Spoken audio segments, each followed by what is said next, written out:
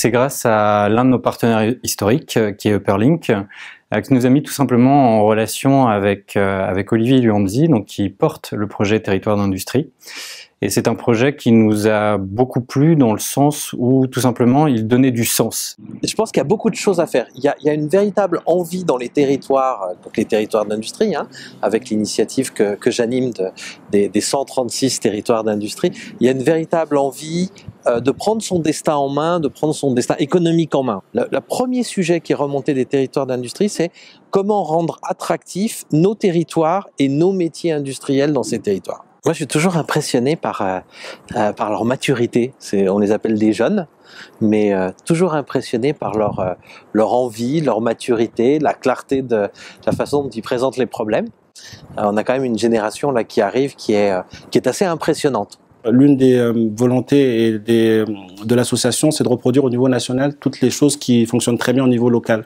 Parce que c'est souvent au niveau local qu'on a les meilleures idées, et en associant directement les populations, parce qu'ils sont au plus près de la solution, on permet aussi à une action qui fonctionne correctement de le reproduire au niveau national en proposant directement, en faisant le lien avec les parlementaires, notamment députés, sénateurs. Donc j'ai voulu, il y a quelques années, m'engager pour pouvoir favoriser cette rencontre entre le monde étudiant, de l'enseignement, des entreprises et des politiques. Voilà, donc je me suis engagé dans diverses activités qui nous ont permis de monter un certain nombre d'actions, dont l'action en cours dont on parle aujourd'hui, et se rapprocher notamment de projet Olivier Luanzi au sein du gouvernement et du ministère de l'Industrie, qui est Territoire d'Industrie, qui est quelque chose d'important et qui me parle. Oracle va accompagner l'IESEG, les Sylves également et l'École 42 dans ce projet pour justement répondre à 3 enjeux majeurs du gouvernement qui sont la simplification, l'attirance des territoires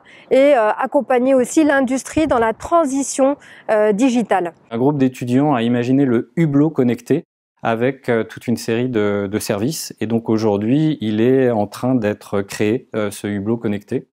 Et je citerai également le cas de Pernod Ricard, où aujourd'hui j'avais un groupe d'étudiantes qui ont imaginé en fait un bracelet connecté pour tout simplement pouvoir retourner écouter de la musique dans les festivals.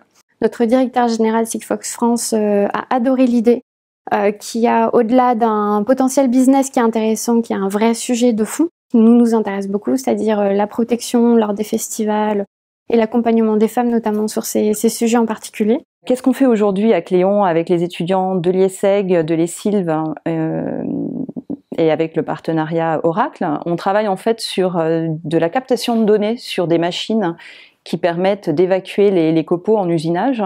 Donc il y a un impact fort sur l'environnement. Et puis on essaye de travailler sur ce qu'on appelle la maintenance prédictive. Donc faire en sorte que ces machines-outils tombent moins souvent en panne, en captant la donnée, en l'analysant et en essayant de construire des algorithmes qui nous permettent de prédire les moments où la machine potentiellement risque de tomber en panne et donc d'intervenir en amont de la panne. Un ingénieur de l'école 42 avec des gens qui font plus de marketing de l'ISEG, etc. Ça c'est super, et puis le plaisir qu'ils y trouvent et la façon dont ils l'expriment. Alors là, actuellement ils sont en train de pitcher, donc on verra bien les résultats. Je leur souhaite à tous bonne chance. Mais visiblement, c'était des super expériences pour eux et ça marque.